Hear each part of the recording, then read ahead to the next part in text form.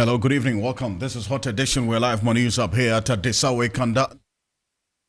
Also live on 3FM 927 on Facebook, Twitter, and Instagram. You can also connect with us on Kesmi 107.1 in Tamale and beyond, and also on W 93.5 in Wa and beyond. Also live all across the world on 3news.com here on Hot Edition on 3FM 92.7. Coming up this evening, we give you updates of what's been happening in Parliament earlier today, and also the reactions of the minority to the planned Temare refinery deal, which we'll get details of shortly. Also, the Tamale International Airport to be operationalized end of July. That's according to the Transport Minister earlier today in Parliament. We'll give you details of that shortly.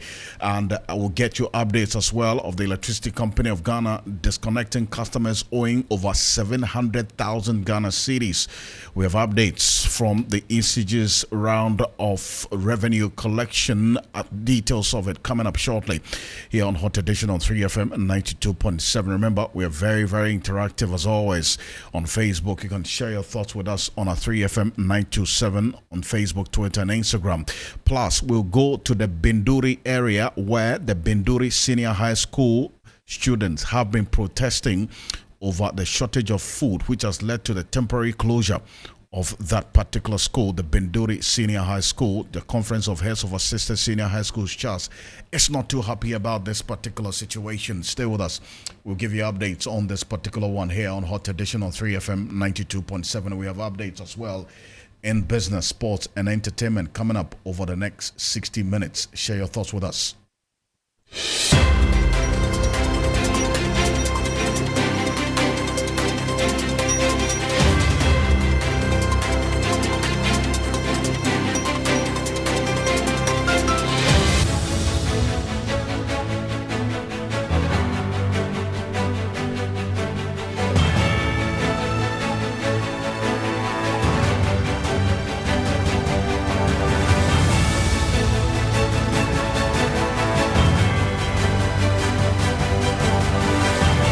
Let's get into the details now. I am Alfred Ocansey.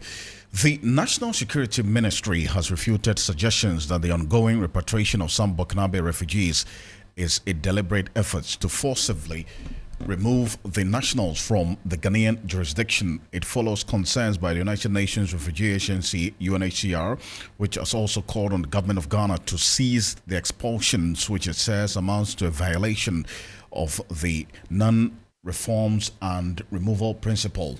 Already, Deputy Defense Minister Kofi Amankwa-Manu has defended the ongoing military action, insisting surveillance has been increased to forestall the activities of terrorists. Ghana obviously becomes a safe haven for these for people who are looking for a place to go, and so a lot of people are coming in huge numbers, and so it has become necessary to really look and see what is it that these people are coming to do, who are coming to this country, who comes in and who goes out. It is important we do that because intelligence has indicated that some of these people have actually disguised themselves into herdsmen, into illegal immigrants, and are coming into this country. Apart from those who we have that are coming through approved routes, we also have a good number coming through unapproved routes. Well, the fact is that we have porous borders in our country. So if you have an approved route and somebody is coming through an approved route, you can easily monitor the person. But when you have porous borders such as ours, people can easily come in and then can easily go out. But fortunately for us, we were on top of the situation. And so, yes, some of them have come in, but we have been able to monitor, and also even those who came through the unapproved routes, we've been able to handle the situation and then, make any potential, I repeat, any potential, untoward thing that probably might have happened to this country into the bad. So we've been able to do that. Oh, that's a Deputy Defense Minister Kofi Amankwa-Manu there. But the United Nations Human Rights Unit, in a press release earlier today, called on the government of Ghana to cease the reported forced repatriation of Burkinabe nationals seeking refuge in Ghana. This has, however, been refuted by Ghanaian officials via the Ministry of National Security. The ministry, in a statement earlier today, refuted such claims, stating that Ghana is committed to accommodating Burkinabe nationals who have been displaced in the Upper East and West regions of Ghana due to the prevailing security situation in the southern part of Burkina Faso. And you recall that Burkina Faso experienced a coup d'etat in the last quarter of last year. In fact, that was the second coup d'etat in the year 2022 that led to some of them fleeing the area into Ghana. That's what has led to this particular situation. We have hundreds of Burkinabe nationals in the Upper East and the Upper West regions. The National Network Coordinator for the West African Network for Peace Building, WANEP, Albert Yoyang, says though Ghana has signed on to some international protocols, the country has the right to take steps to protect its citizens. He, however, cautions that in the quest to protect Ghanaian territory, it is important the rights of refugees are not violated. He spoke earlier to us. Ghana has signed on to international protocols that makes it, possible for Ghana to also abide by such protocols. That notwithstanding, as I indicated, the citizens of Ghana are primary in terms of protecting its sovereignty and the rights of its people. I want to say that the security of the state might have done some profiling that has given it the opportunity to decide that they want to send some people back. How that is done is the question. Whether individuals who probably have come into the country legitimately and, those who probably would not have bad intentions, are also part of this exercise. So it could be done in a manner that, yes, we want to make sure that we protect our citizens, we protect our territorial integrity, but also in a situation that we do not infringe unnecessarily on the rights of other people, bearing in mind the ECOWAS protocol on free movements of people, goods and services, and also looking at the fact that what is happening in Burkina Faso, anyone across the globe, can have such experience. And it is one reason that Ghana is much concerned as far as the situation is concerned. The influx of people into the country is concerned, and it is on his guard. And that's Albert Yang there speaking to us earlier today on 3FM 92.7. He is the National Network Coordinator for the West African Network for Peace Building. Adib Sani, security analyst, is going to be joining us shortly on this because we're already monitoring some reactions to this particular directive or the statement by the National Security Ministry concerning the Burkinabe nationals in this country. And according to this statement from the National Security Ministry, it reads, contrary to claims that displaced Burkinabes are being forced out of Ghana, a repatriation process has been instituted at the reception center to aid the movement of Burkinabes who wish to return to their country. National Security Ministry added that the repatriation process is consistent with international protocols on the management of refugees and has so far been implemented in collaboration with Burkinabe immigration authorities along the Ghana-Burkina Faso border. The statement continues that the government of Ghana reiterates its commitment to maintaining peace, stability, and territorial integrity while ensuring the well-being of its citizens. Operations will continue to be conducted with respect for human rights, including the rights of refugees and displaced persons from neighboring countries, statement added. It also continues that the ministry, in collaboration with the Ghana Refugee Board and the United Nations High Commissioner for Refugees, UNHCR, has accordingly established a temporary reception center in the Upper East region capable of holding an estimated 2,100 displaced people from Burkina Faso. Currently, 530 displaced Burkinabes are being accommodated at the reception center. Additionally, Ghanaian officials and entities are also there to ensure that displaced persons have access to free food and medical care. Also, as part of the measures to enhance the containment efforts, a 30-acre land has been acquired for the establishment of housing facilities to host displaced persons. So that's what's happening now with respect to the details of this statement by the Ministry of National Security on the over 500 Burkinabes who are currently in some parts of the Upper East and the Upper West regions as a result of the happenings in the southern part of Burkina Faso, which has led to some number of persons, in fact, being displaced in that part of the country. So that's something that we're monitoring quite closely, and the responses from the national security on this matter as well, and whether these concerns about the terrorist activities and possibly some terrorists also finding their way into this country as a result of what's happening in Burkina Faso has any basis of legitimacy or otherwise. It's some 12 minutes after 5 here on Hot Edition on 3FM 92.7. Remember, we're also live on Kesme 107.1 in Tamale and beyond, and also on W 93.5 in Wa and beyond. Now let's get on to some of the stories where the National House of Chiefs has implored government to ensure the IMF conditionalities do not further worsen the plight of the vulnerable and businesses. President of the House of Chiefs, Ojiahoho Yaojibi, noted that the $3 billion package alone cannot address the economic challenges of the country unless government puts in place measures to improve the economy. He was speaking at the general meeting of the House of Chiefs at Menchia in Kumasi. We know that the IMF program always comes with conditionalities aimed at addressing the underlying economic challenges and promoting structural reforms and fiscal discipline. The conditionalities usually include reduced expenditure and increased revenue, warranting additional tax burden on the populace.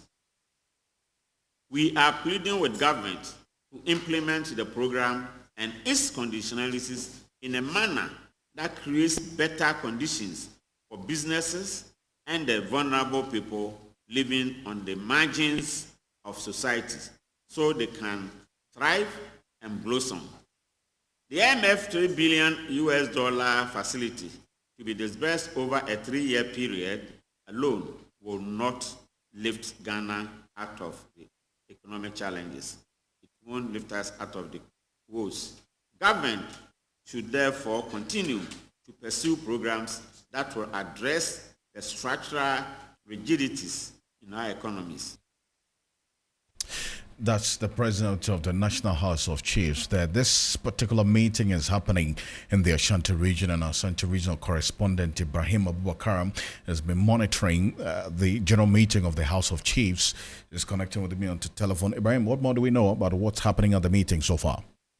Well, Alfred, so this meeting is basically to address or touch on key national issues that need urgent attention, and you've already played the IMF bailout. And the second major issue they also discussed had to do with illegal mining. For the House, what they say they have observed is that usually in an election year, that's when we see surge in illegal mining activities. Talk about Galamsey. We know that commitment upon commitment have been made to end this illegal menace. Huge resources have been committed to ending Galamsey. Yet you go to mining areas, but you see that the illegal activity is going on unabated. So that is where their concerns are. And they have observed not just this government, even previous government. So this time around, they want government to take that decisive action and make sure that they fight the illegal mining activity to its barest minimum. Because clearly, when you move to some of the mining areas, you could see that it appears government has lost the battle against this illegal mining. So it is one of their major concerns. Then they also came about chieftaincy dispute. The House says when they engaged the national security minister, they were made to know that 70% of the security concerns in the country are mostly because of chieftaincy dispute, and they expect that chiefs and also stakeholders come together to make sure that they resolve all these chieftaincy disputes and for development also. Then one controversial issue that the House says people have been calling on it to declare a stance has to do with the LGBTQ. Today we've seen the National House of Chiefs led by the President Ojiaho Yaojebi II declare a stance on this LGBTQ. They have described the act as evil and also uncultured as compared to if you come to the country, it's against or contrary to our culture. Let's listen to Ojiaho Yaojebi II. The chiefs as the custodians of culture, the customs and traditions of our people, wish to state categorically that our traditions and customs recognize that our Creator, God, or Allah, and called variously by different religions, created man and woman to occupy the earth and procreate. There is therefore only male and female gender and no other gender. The Christians' holy book, the Bible, Muslims' Quran, and our traditions and customs affirm these facts. It is therefore an abomination and against all our cultural values as Ghanaians who allow others to import into our country anything contrary to the above values that we cherish or we have cherished over the centuries. We, the chiefs and our subjects, declare that we will not allow any group to propagate any cause, conduct, or behavior called LGBTQ+, or similar, be it man marrying man, or woman marrying woman, or in any other form in Ghana. And this is the president of the National House of Chiefs. Ibrahim, that's very instructive, a statement, especially with what's been happening in Parliament and what we got to know, the indication that all 275 MPs actually support this anti-LGBTQ plus bill. Now, what we are hearing from the president of the House of Chiefs is that the National House of Chiefs also supports this anti-LGBTQ bill, correct? Exactly. They did not mince any word. They said that act is something that has imported in the country. It is foreign, it is alien, and it is against the cultural norms of the Ghanaians. Even if you take religion aside, culturally it is against our culture. And for them as chief, who are the custodians of land and culture, they are not ready to support any individual or group of people who would want to promote this act. So they have made their stance clear, and they say they stand by it, whether rain or shine.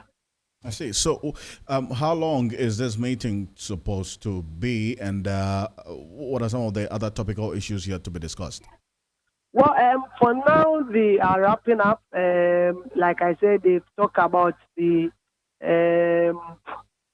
chieftaincy dispute, which is also a major topic for them because they are all chiefs. And we've even had the Minister of Chieftaincy and Religious Affairs who has also expressed worry about the surge in number of chieftaincy dispute cases. And he has also assured them that as government, they are also doing whatever they could to make sure that they resolve these issues and bring about development. And they have also spoken about the presidential and parliamentary hopefuls, efforts by everybody who wants to conduct that. They expect individuals who intend to be presidential candidates or parliamentary candidates to conduct their campaign in a free and fair manner, devoid of any insult, just to make sure that the peace that we have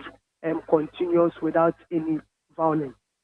Ibrahim Abubakar, thank you so much for these updates from the Ashanti region, specifically Menchia, where the general meeting of the National House of Chiefs is underway. We're still live here on Hot Edition on 3FM 92.7. The National House of Chiefs, as you heard there, making an emphatic statement of support for the anti-LGBTQ plus bill in Parliament. Is going through the second reading, but human rights organization Amnesty International Ghana have also vehemently opposed attempts by members of Parliament to pass the anti-LGBTQ plus bill. Amnesty International Ghana says it still opposes the promotion of proper sexual human rights and the Ghanaian Family Values Bill in its current shape and form.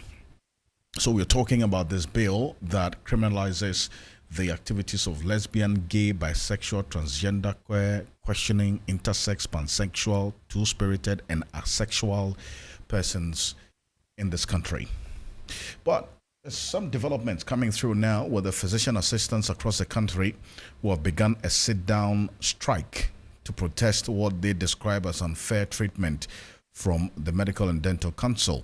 The association, amongst other things, wants the Health Ministry to provide a physician assistants transition board through the Attorney General's office to reflect best international practice employment of the sanctioned police brutalized PAs in the public sector, and then also a number of things they are asking for. But let's get a bit more detail into their concerns. Anthony Akor is president of the association, is joining me on the telephone. Akor, thank you very much for joining us here on Hot Edition. Beyond the call you're making to the Health Ministry to provide a physician assistants transition board through the Attorney General's office to reflect best international practice, what more are you asking for? Reason why you are on this sit-down strike? Thank you very much for the opportunity to have been granted and to your audience as well. Our problems, in fact, even your media station has really helped us since 2015-16 when we emerged, in fact, to fight some of these injustices. We fought severally, but one of the things that is actually strangulating us is the council, where we joined in 2010 by a ministerial directive, which is supposed to develop professions under a mandate. And I'm talking about medical officers, dentists, we have certified registered anesthetists, and then physician assistants. The council is mandated not only to maintain or mandate the regular training and practice, but also to develop every other thing that is really relevant to the profession. Unfortunately, subsequent registrars who are appointed by a relevant constitution by the president to lead the council and then in charge of day-to-day administration has really failed. And the previous registrar only targeted to, instead of developers, demean, castigate, and eliminate us. This particular registrar has a law background and also came to finish what the previous one started. We are supposed to practice, in collaboration. But what they are bringing now, which in 2018 we fought against, is what we call the Health Professions Bodies Amendment Bill Part 2, which actually regulates the practice of medicine and dentistry in the country. And what is happening is that what the previous registrar started, the new registrar has brought, and the key or the crux of our agitation is they are taking the right for us to practice medicine. That means that after your training, after your internship, and during internship, you're under supervision, but then you are given license to practice to a certain extent autonomously. And some of these are to remove the barriers to access medical care, the bureaucratic barriers which could have come, especially even recently, nurses were given the powers to do safe abortion or medical abortions because people were dying. Initially, it was for medical practitioners. Even before we joined the council, it was only for medical officers. So some of these barriers have been removed so that free access to care and people, we can have this universal health coverage. The bill is actually to take away our practice, our right to practice medicine. And this is what we are saying, that you cannot take a whole profession and subjugate the profession to another profession, all because of power, all because you don't belong to the profession. But you are in a council and you are supposed to have every profession at heart. So we are not only requesting for a regulatory council, we are also requesting that the decision to move, most of the time, you go to other countries, like I cited in the United States, there are state medical boards. all these state medical boards have sub-boards. So we have the PA board and other board that supersede. The PA boards have autonomy over their own people. They have the ability to issue sanctions, to withdraw licenses, and that is what it should be. You go to Liberia here. Recently, a colleague of mine, he's my very good friend, was elected as the vice chair of the Medical and Dental Council. He's a physician assistant. You go to Kenya, they have the Clinical Officers Council, their own council. You go to Zambia, they have the Clinical Officers Council. And even at the level of training at the higher national diploma level in medicine, in Kenya and Zambia, they can do CS. They are mandated to do cesarean sections and other surgeries. You go to Ethiopia, I have friends there. And fortunately for me, I happen to be the vice president for the Global Association of Clinical Officers and Physician Associates. So I am not speaking from what I'm reading. I'm speaking from practice and having been with them as friends and colleagues, knowing regulations, what is actually happening around the world.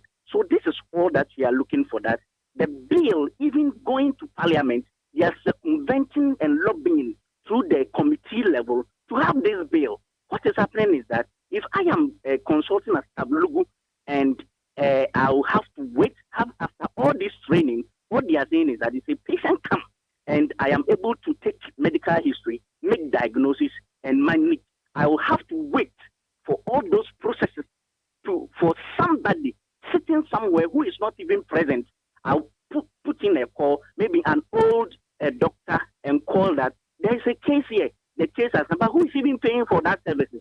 They are saying that if this thing is to be implemented even in private practice, the owner or the employer is to pay the one who sits in Accra, receives a phone call and say, okay, you can go ahead and treat. And at the end, this person is paid money in absentia without coming.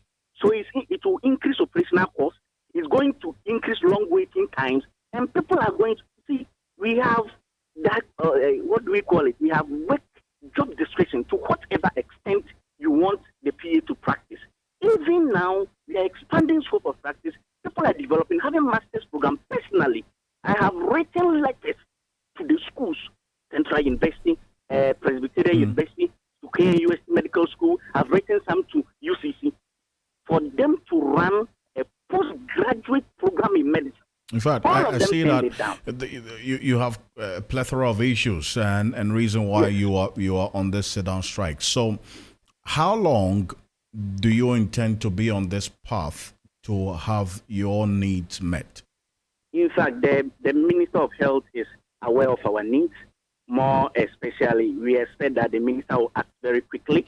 We are on this sit-down strike for about a week. The Minister recently have even petitioned for people to be employed. I'm talking about PAs to be employed. And whenever the budget gets to, clearance gets to the presidential or cabinet committee on health, somebody on the committee will sabotage that they don't need PAs to be employed. We expect that as quickly as possible. Within a week, if the minister calls us fine, we will withdraw, and then pragmatic steps are taken. The Attorney General has the power. Before the first PAs who came from the universities practice, he gave that recognition to recognize us. The Attorney General has that power for us to have a transition board so that we can practice in I see. So if I get an understanding, you've been on this sit-down strike for a week already. No, we haven't been. We started just today around 12 a.m. Okay. So what are the specific roles that you play in the hospitals across the country and reason why this sit-down strike is going to be biting or impactful? In fact, the only difference in training of a medical doctor and a PA is the duration. PAs are trained for 4 years and then 1 year internship, and then 4 years and 1 year internship. Medical officers undergo 6 years and then 2 years. Now the graduate entry is 4 years. So this is the only the difference in training. But the content is in-depth medical knowledge. What we do is that it's very difficult to differentiate between a PA and a medical officer in the consulting room. It's very, very, because the practice is the same. We take medical history from beginning to end. We take, what do we call it? We undertake diagnostics to confirm our differential or provisional diagnosis. We make diagnosis. We issue treatment to patients. And then with certain surgical skills to we offer a certain surgical treatment, but not very complicated surgeries. I see. Those complicated surgeries are. So this is what we do. Our practice. One of the demands that you're making, which I want a clarity of, in the next 30 minutes, please, is the employment of the sanctioned. Okay, I mean, 30 seconds, sorry. The employment of the sanctioned police brutalized PAs in the public sector. What does it mean? Yes, what we meant was that there were some PAs who actually went to picket at the ministry, because since 2018, we have over 3,000 PAs at home who have not been posted. So they went to the ministry, wrote letters, and then were given some clearance to go and picket peacefully. They were brutalized at the what do we call it, at the ministry. So what we are saying is that the minister should employ them. They're employing all other health professionals except these people. That is one. Two, our council is the main. We just don't want to be part of the medical and dental house. We can't be there.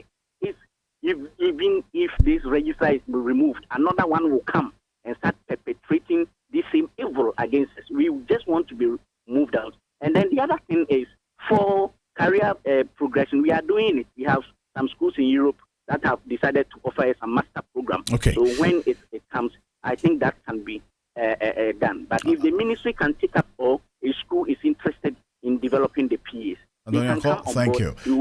Appreciate your time. Thank you very much. Here on Hot Edition on 3FM 92.7. Anthony Ako is president of the Physicians Assistants Association of Ghana. And from the information we're getting now, the physician assistants across the country have begun a sit-down strike to protest what they describe as unfair treatment from the Medical and Dental Council. Now, to assess the impact of this strike, which we understand was declared at 12 midnight today, my colleague Christopher Marco is at the Yendi Government Hospital to assess the impact of this strike. Chris, what have you observed so far? Yes, so Alfred, at the Yendi Government Hospital, when I visited the physician assistants are not actually working, even though they are at post. And for them, they are in full support of the strike that they are embarking on. So a lot of the patients who came earlier today, most of them are so at the facility waiting to be attended to. The Yendi Hospital has only 2 doctors, and because of the strike by the physician assistants, it has brought extra responsibility on the 2 doctors. So since morning, the 2 doctors have been working throughout, and there are still a lot of patients to be attended to. For the patients, the wait is unbearable because most of them are coming from other communities, and they will have to be attended to for them to be able to return to their communities. Unfortunately, since morning, they are yet to be attended to. Now, the impact, even though it has started biting on our patients who come to receive health care, but if this issue is not resolved within the next 24 hours, in rural communities where there are no medical doctors at all, the impact is actually going to be greater, Alfred. Chris, thank you very much for this update. Christopher Marco is our Northern and Savannah regional correspondent with updates of the impact of this physician assistants strike in the northern part of the country. The minority in parliament is asking government to immediately halt the takeover of the Tema refinery by the private firm Torrentco and engage further on the strategic management of the oil refinery. News of a takeover of the nation's only refinery has been rife in recent time, with experts questioning the competence and track record of the proposed strategic investor, that's Torrentco.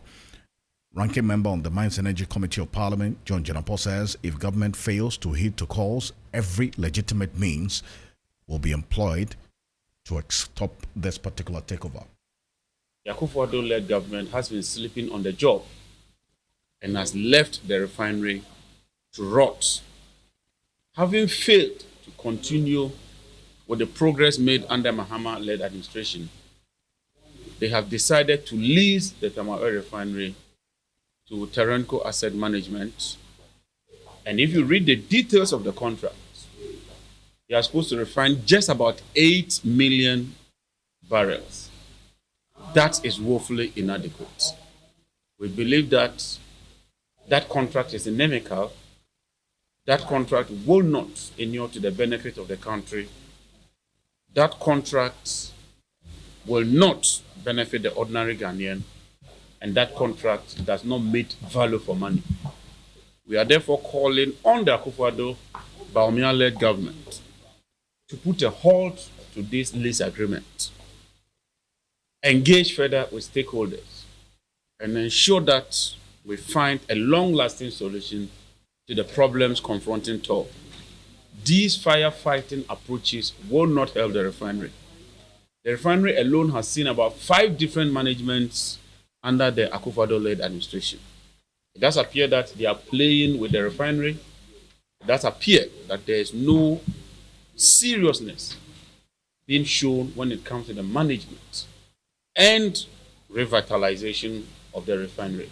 The minority wish to serve notice that if President Akufo-Addo and Dr. Bawumia do not heed to our call, we shall use every legitimate and constitutional processes available to us, including parliamentary process, to ensure that we compel this government to listen to the good people of Ghana. That's a joint report. It's a ranking on the Mines and Energy Committee of Parliament. This is Hot Edition on 3FM 92.7.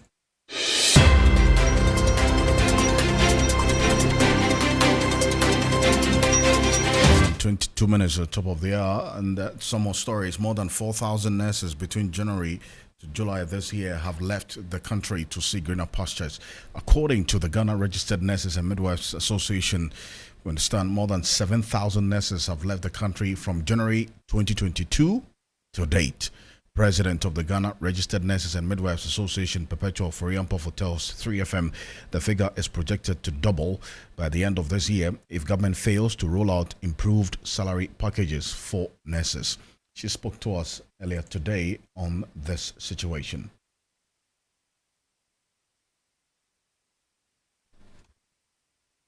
The truth is, those that are leaving are those that are well experienced with many years of experience. And even if we are going to recruit new personnel, these are the very people who would have trained them. So they leaving is a big issue, and it's about time we really sit as stakeholders to discuss this matter thoroughly. From where we sit, we know that we cannot stop them because it is their right to migrate. But it's about time we look at putting in some innovation in terms of some motivational packages that will really attract or help to retain them in the country. Indeed, Ghana cannot compete with these high income earning countries in terms of salaries that are paid or other work conditions that are available and all of that. But at the same time, there are some non-monetary things that we may be able to do, and indeed some monetary that can help to retain our professionals. There are some nurses who, for various reasons, will never leave Ghana. But there are still majority who are still nurturing the idea of leaving the shores of Ghana. Some nurses explains what would also make them stay and otherwise. According to the indication that we got, majority of them will leave as a result of the economic factors. And the second reason they gave was also the marital issues that some of them explained. The current economic situation in the country is not what is so comforting to the ordinary nurse. The issue is many nurses have worked in this country for many years. I personally have worked for more than 10 years. And my salary cannot take me home. It cannot satisfy my basic needs. It cannot put my family together. So the hardship in this country is real. So, and as and when we hear that there are other opportunities elsewhere where you can work and get enough to be able to take care of your family and sort out other expenses. As nurses, the condition of service is so poor to the extent that you are not able to get enough amount, especially when you have a family. You can't even take care of your family. Because comparing it to others who have left the country, you realize once they go, they're able to make a lot of, let's say, properties and provisions for themselves.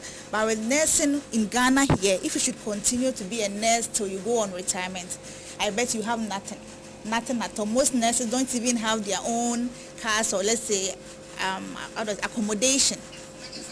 We end up using all our monies for rent and all that. So when I heard some nurses there, and government will commence operationalization of the phase 2 of the Tamale Airport on July 31, 2023. Answering questions in Parliament, Transport Minister Kwesiama says government investment in infrastructure development is paying off. Mr. Speaker, the Tamale Airport phase 2 was substantially completed in August 2022. Subsequently, operational readiness and transfer program commenced on August 2022 to ensure that potential risks involved in the transition process from construction to operational phase were carefully managed in order to avoid poor startup performance that can negatively impact the image of the country. Mr. Speaker, originally the terminal was scheduled to go live in December 2022 to simulate operations and effective integration of airport systems. The go live had to be postponed to pave way for completion of all requisite training, site acceptance tests, and systems integration. Mr. Speaker, I wish to inform this August House that having completed all these, the go live for operationalization of the new terminal building is scheduled for 31st July 2023. As a transport minister there, let's go to the courts now. And lawyers for the former deputy finance minister and current minority leader, Dr. Kesla Toforsen, have filed a motion for the presiding judge on the ambulance purchase trial to recuse himself. And colleague and our court correspondent, Lord Edwasari, is joining me in the studio for a bit more on this. Lord, how did this case play out in court earlier today? Right, so, Alfred, lawyers for Atu Forsen and Richard Jakpa earlier filed the motion. Atu Forsen actually filed the motion first. This was on July 6th, right? And he filed two motions. One was that the court should release his passport. You recall that after he was granted bail, as part of the conditions, his passport was seized. And the second thing was that the presiding judge, Justice Ifeasewa Asare-Botchwey, should recuse herself from hearing the case on grounds of bias, right? So in court today, when it was called, and then she told the court that there was an additional petition, but this time around from the third accused person, which is Richard Jakpa. He had petitioned the Chief Justice for the presiding judge to be removed from the case, also on the grounds of bias. So these two accused persons, Dr. Atu Forsen and Richard Jakpa, are basically seeking the same things, right, for the removal of Justice Asare-Botchwey. Now, after hearing this, she adjourned the case to July 27, by which time the court is hoping that Chief Justice would have determined the case and would know whether the presiding judge will still be sitting on the case or not. But what we are not very clear with this statement of bias is that there's a bit of background to this, right? From what we are picking up on earlier, somewhere last month, Richard Jakpa, right, something actually happened in court. So, so he was somewhat, can be described as a clash where he disrespected Justice Ifeasewa. Okay, now he wanted to use a washroom and he wasn't immediately allowed to. Eventually, she extended him to go use the washroom, and this is how the thing happened, right? After she handed him to go to the washroom, when he came back, she decided to give him sanitizer, and then he flared up because he told the court that initially they didn't want him to go use the washroom, so what was the whole point? And she didn't take it lightly, and she gave it to him, right? Warned him that the next time he'll be cited for contempt. And for Atu Forsen's case, the last adjournment, the witness is Alex Mode, right? And before the adjournment of the case, he told the court that he wouldn't be available on July 27. It was supposed to have been adjourned to 13th, which was today. But because he said he wouldn't be available till after July 27, the adjournment had to be prolonged. And well, the presiding judge knows that we can't wait for you for this long, so you do have to come on July 27. So we are looking at these occurrences and then adding things together, and that's why their lawyers are possibly saying that these are statements of bias. But we see how the thing will play out, especially as the Chief Justice is here to determine the matter, Alfred. That's a very detailed account of the happenings in court earlier today. Lord Edwasari, thank you very much. Let's get into business now. And Akia Mensa Brampa is joining us.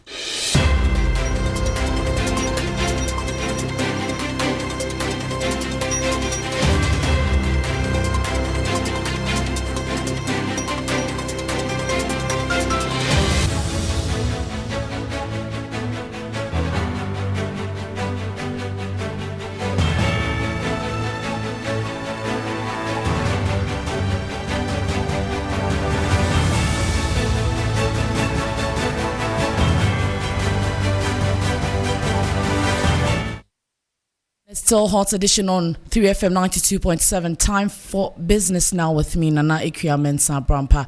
And beginning with this evening, 122 million more people pushed into hunger since 2019 due to multiple crises. UN report reveals the latest research shows around 735 million people currently facing hunger compared to 613 million in 2019. The UNDP report shows 45.1% average deprivation score among multidimensional poverty in Ghana. In a world of plenty, no one should go hungry, and no one should suffer the cruelty of malnutrition. But this report on the state of food security and nutrition paints a stark picture of our reality. Conflict, climate, economic shocks, and inequalities are driving food insecurity. Up to 780 million people do not have enough to eat. More than 3 billion can't afford a healthy diet. And by 2030, it's projected that more than 600 million people will still be living with hunger. There are rays of hope. Some regions are on track to achieve some 2030 nutrition targets. But overall, we need an intense and immediate global effort to rescue the Sustainable Development Goals. And that was UN General Secretary Antonio Guterres.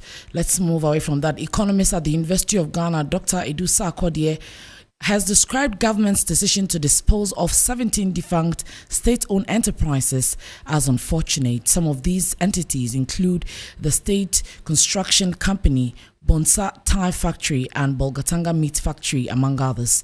According to him, the move, although not welcome news, will enable the country focus more on the remaining enterprises and the industrialization agenda. You know that the Securities and Exchange Commission has requirements for listed companies, and then also the Ghana Stock Exchange has its continuous listing obligations. Now, all these things would create an environment. It's an unfortunate incident because I would have wished that this SOE would continue to create the needed jobs. But sometimes I have to understand the government's point of view because we cannot continue without making losses. And so it's imperative for government to sell these or privatize SOEs so that we can get value for money and allow them to operate efficiently. The key word here is efficiently. If they're not operating efficiently, they're making losses, then the best option is to sell them. But I would have wished that it was still under the control of the public sector. Like I said, we can't allow them to make losses, so we have to sell them. I think the key word here is for the companies to operate efficiently so that it can still run and create jobs. Everything now we are looking for to create jobs, reduce imports so that we can save our city. Economist at the University of Ghana, Dr. Edusa Akodie there. Meanwhile, government has also announced plans to list some state-owned enterprises on the stock markets to attract investors and to help revive them. This is expected to allow the investing public to also have equity stakes in these companies for growth. Executive Director at Bora Capital, William Mensah, explains the implications of this move. You know that the Securities and Exchange Commission has requirements for listed companies, and then also the Ghana Stock Exchange has its continuous listing obligations. Now, all these things would create an environment where companies are forced to adhere to higher standards of corporate governance and higher standards of disclosure. So as a general concept, listing previously state-owned enterprises is supposed to help the company restructure and get better. It will be difficult to tell what the impact of these decisions will be until we know exactly which companies they intend, the state in which the companies are, the kind of board they want to put in place, and other fine details that we may not know yet. For the stock exchange also, it doesn't hurt to get more companies listed. It improves the options that are available for investors to put their money in, and it deepens transactions and flow of funds within the economy. That was the executive director at Bora Capital, William Mensah. Government plans to also borrow some 2.91 billion cedis in the Treasury bill auction this week, and it will be done via the 91, 182, and 364-day bills. The proceeds from the auction will partly be used to refinance upcoming maturities estimated at 1.74 billion cedis. We'll be giving you more details to this, but you can log on to 3news.com for more business news updates. That's it. My name is Nanekia Mensa Abrampa. Bill Lishen is up next with sports. Hello and welcome to the sports segment here on the Hot Edition on 3FM 92.7. My name is Bill Lishen. Now let's start from the 2026 FIFA World Cup draw for African teams that was held earlier today. Ghana was in pot 2 and was drawn in Group I with Mali, Madagascar, Central African Republic, Comoros, and Chad. Now, former Black Stars captain Asamoah Gyan noted that expectations from Ghanaians is high. Your question. I think since 2006, when we qualified for the first time, so 2022, I think we have been very consistent, except in 2018 that we didn't qualify. And it looks like we are getting used to the World Cup right now, and 2026 is not going to be easy. Expectation is high back home, but we will try our possible best to make sure we also qualify. Now, that was the former Black Stars captain Asamoah Gyan. In total, there were 9 groups with 6 teams each in a group. The winners of each of the 9 groups will earn qualification to the 2026 FIFA World Cup. Now, CAF president, that is Patrice Motsepe, has stated that he's hopeful that the coveted trophy will be won by an African team in 2026. I was saying to Gianni, whenever there's an African competition, AFCON, I always want him to be nearby handing over the trophy to the winner of the AFCON, because we want Africa to get used to receiving trophies from the president of FIFA. So the next time in 2026, we are very excited that this trophy should go to the African continent. Indeed, this trophy should go to an African continent. That is according to CAF President Patrice Motsepe. Now, the Black Satellites, this is sad news for Ghanaians. The Black Satellites are out of the WAFU B Cup of Nations after drawing 1-1 with host Ivory Coast in their final Group A fixture. Now, Samobodu's side earned a total of 2 points in their group, finishing in 3rd place. Now, to some European transfers, Everton have completed the signing of former Manchester United captain Ashley Young on a 1-year deal. Now, Young joins Everton as a free agent, and he played for Aston Villa last season. Now, Norwegian side, Fredrikstad FK, have announced the signing of Ghanaian centre-back Maxwell Woleji. The 22-year-old signed a 3-year contract with the club. And now U.S. national men's team captain Christian Pulisic has completed a transfer to AC Milan. Now, he signed a deal which lasts until 2027 and has an option to extend by another year. In tennis, Ons Jabeur produced a superb comeback to beat Sabalenka and set up a Wimbledon's women's singles final against unseeded Czech Marketa Vondrousova. Now, Jabeur's hopes were slipping away at a set and was 4-2 behind, but she fought back before riding a wave of momentum and support to win 6-7, 6-4, 6-3. Now, that brings an end to the sports segment here on the Hot Edition. My name, of course, is Bill Ishen, and up next is entertainment with Akofa.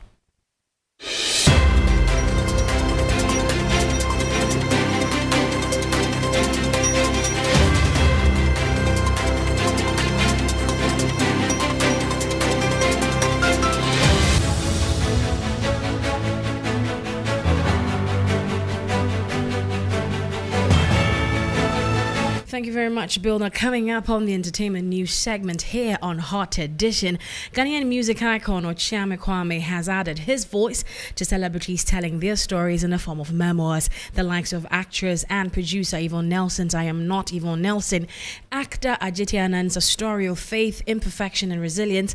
The Kukuna is of the view that the job of an entertainer, aside entertaining, is also to be a role model, and he believes by telling these stories, people can learn from it. Now, I think it's beautiful. I think that the artist's responsibility, apart from entertaining people, is role modelism. And how well or how best is it to influence someone when you have not told your story yourself? So I think it's a great thing that artists are writing their books. I love it. I love it. People are more interested in the type of things that human beings do: eating, sleeping, sex, romance, cheating. These things are very, very important to people. Why? Because it is in our bodily dimension. When you write a book and you put things that people can relate to, and they relate to it, that is what they wanted to relate to. And I see it as an opportunity, a conduit to the whole book. You know, so someone will start at I cheated on my wife, and then go and read how to be a good actor. You know, someone will start somewhere else. You know, I aborted my pregnancy. And then people will now read the whole book and find out that Yvonne is on a journey looking for her dad. You know, so I think that we don't need to once we put data in the world, we don't need to sort of try to control it and allow it to simmer, allow it to go wherever it is supposed to go. Eventually, what the book is supposed to do will do. And that's music icon Ochiame Kwame there. Away from that, the National Film Authority, NFA, of Ghana has entered into a partnership with the International Writers Lab, IWL, to showcase the Ghana film industry to Hollywood studios and streamers.